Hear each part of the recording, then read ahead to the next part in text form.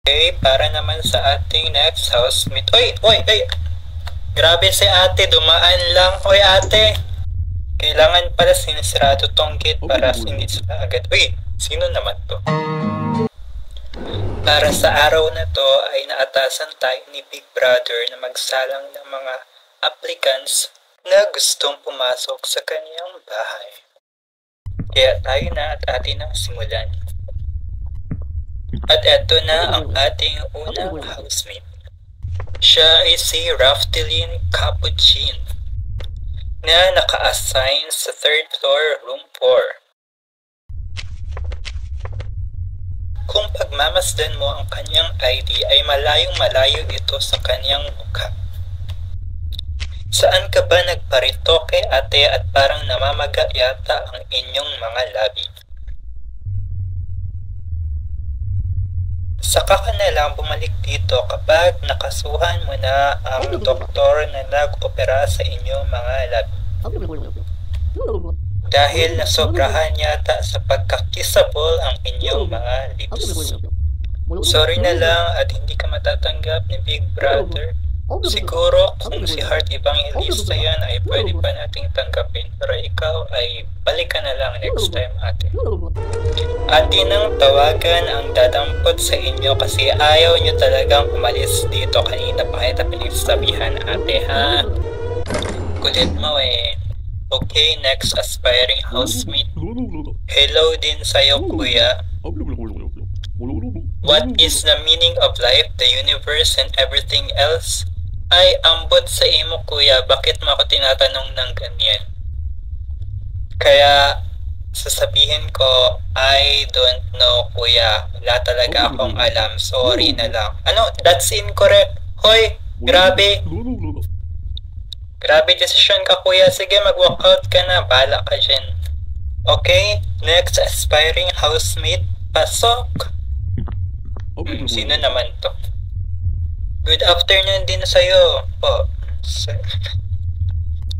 Ang pangalan niya ay Macloy Rudboys. At siya ay naka-assign daw sa 3rd floor, room 3.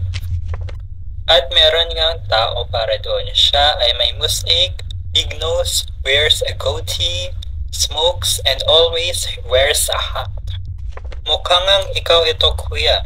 Sige, pwede ka na pumasok bago ka pa matigok dyan sa paninigarilyo mo. Okay, para naman sa ating next housemate. Oy! Grabe si ate, dumaan lang. Oy ate! Kailangan pala sinisirado tong gate para hindi sila agad. Uy! Sino naman to? Hello! Atin ang suriin ang kaniyang entry request. Ang pangalan niya ay Francis Moses. Siya ay naka-assign sa 3rd floor, room 2. Meron bang Moses dito? Francis? Oh, meron nga. Milkman, appearance, long nose. Uy, nagbabasa pa diba? O, yan. Uy, ano ba? Pabalik naman. O, oy, nagbabasa. Oy, ano ba? Grabe naman to. Okay, so yung appearance niya, long nose, thin chin, tired eyes, short hair, and wears a hat. Okay, kuya, wala akong nakikitang problema sa inyo, kuya. Pwede ka nang pumasok sa bahay ni kuya at para magatasan ka na namin, milkman. Okay, next aspiring housemate, pasok. Uy, grabe, ang dami mong sugat ah. Kumusta ka naman? Oh, good afternoon din sa'yo. Ano pong pangalan nito? Ang pangalan niya ay Roman Stilinski. Grabe, ang hirap i-pronounce. Siya ay naka-assign daw sa 1st floor, 1st room.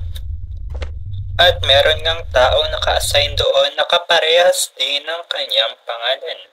Ngunit subalit tatapwat. Isa lang ang kanyang sugat sa muka. Kaya kuya, i-advise ko sa'yo magsebo di macho ka na muna bago ka bumalik dito sa bahay ni Big Brother. At kung gusto mong ipagpilitan pa yung pagiging as handsome as ever mo pa ay gawin mo na lang yan sa barangay. Goodbye kuya. Tawagin na natin yung guard na dadampot kay kuya dahil ayaw niya talagang umalis.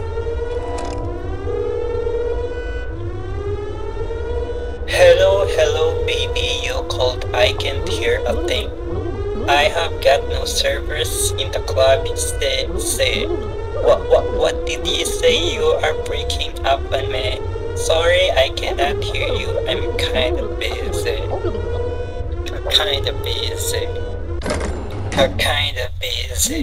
Sorry, I cannot hear you. I'm kind of busy.